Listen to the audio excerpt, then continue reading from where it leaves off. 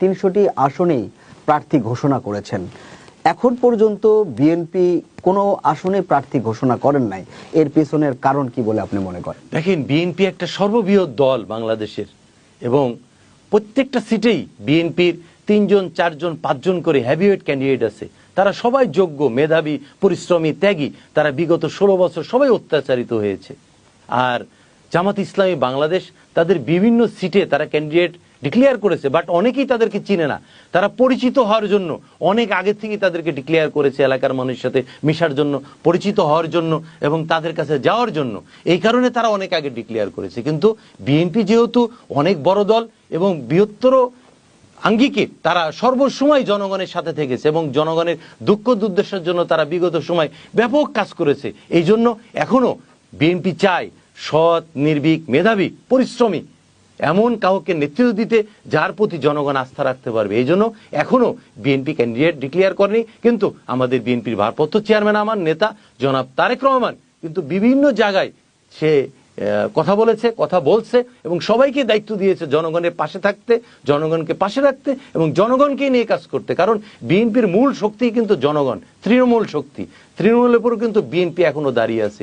এই জন্য আমি মনে করি যে বিএনপি আরো পরে দেখে শুনে সুন্দরভাবে ক্যান্ডিডেট ডিক্লেয়ার করলে, যেহেতু সবাই পরিচিত এলাকায়, সবাই কাজ করেছে, ত্যাগ স্বীকার করেছে, করলে আমার মনে হয় যে বিএনপি ভালো করবে।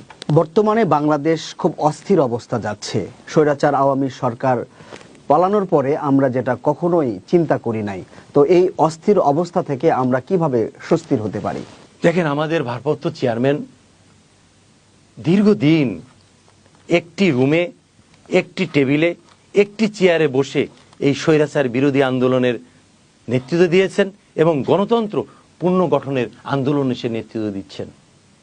তো বাংলাদেশে যে অস্থিরতা বিরাজ করছে এর একটি মাত্র কারণ কিন্তু গণতন্ত্র নেই। বাংলাদেশের মানুষের আশা আকাঙ্ক্ষার প্রতিফলন হবে গণতন্ত্রের মাধ্যমে। এই কারণে যত দ্রুত গণতন্ত্র প্রতিষ্ঠা হবে তত দ্রুত বাংলাদেশের মানুষের যে সমস্যা, বাংলাদেশের মানুষের যে অস্থিরতা, বাংলাদেশের মধ্যে এই বিরাজমান যে সমস্যা, সেই সমস্যাগুলি সমাধান হবে।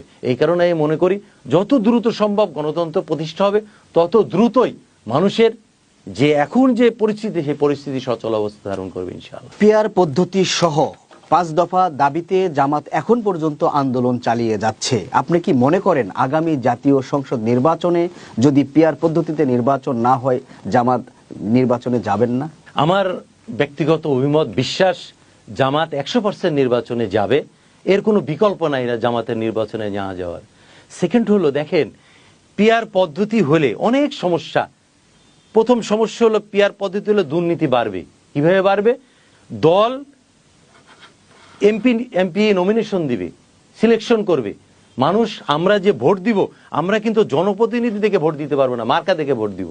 তা আমার জনপ্রতিনিধি কে হবে এটা কিন্তু আমি সিলেকশন করতে পারবো না। দল ঢাকায় বসে জনপ্রতিনিধি সিলেকশন করে দিবে। সেক্ষেত্রে দুর্নীতি বাড়বে, কারণ এই সিলেকশন করার ওখানে দুর্নীতির সুযোগ থাকবে। সেকেন্ড হলো, এটা হলে দেশের যে অস্থিরতা অবস্থা এটা আরো বেশি বিরাজ করবে এবং দলগুলোর মধ্যে আপনার যে একটা সম্পর্ক এটা আরো নষ্ট হবে এবং একটি দলের সাথে আরেকটি দলের সম্পর্ক নষ্ট হবে এবং দেশের স্বাধীনতা, সার্বভৌমত্ব বিপন্ন হবে। এবং বিগত সময় বিভিন্ন দেশ এই পিআর পদ্ধতি যারা অবলম্বন করেছে তারা কিন্তু সবাই ওখান থেকে বের হয়ে আসতেছে। এই কারণে আমি মনে করি আমাদের প্রধান উপদেষ্টা ডক্টর ইউনূস সাহেব, উনি সর্বজন স্বীকৃত শ্রদ্ধাভাজন ব্যক্তি।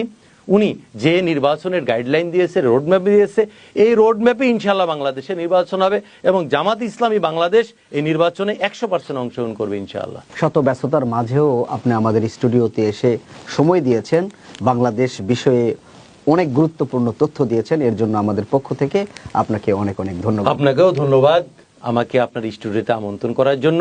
আমি শুধু একটি কথাই বলবো, আসুন আমরা সবাই দেশকে ভালোবাসি, দেশের জন্য কাজ করি, দলের জন্য কাজ করি, সর্বোপরি জনগণের জন্য কাজ করি এবং জনগণের পাশে থাকি। প্রিয় দর্শক, আমরা অনুষ্ঠানের একেবারে শেষ পর্যায়ে চলে এসেছি। আজকের মতো আমাদের এখানেই বিদায় নিতে হচ্ছে। আবারও দেখা হবে আগামী অনুষ্ঠানে। সেই পর্যন্ত ভালো থাকবেন, সুস্থ থাকবেন, এই প্রত্যাশা রেখেই আজকের মতো আমরা এখানেই বিদায় নিচ্ছি। আল্লাহ হাফেজ।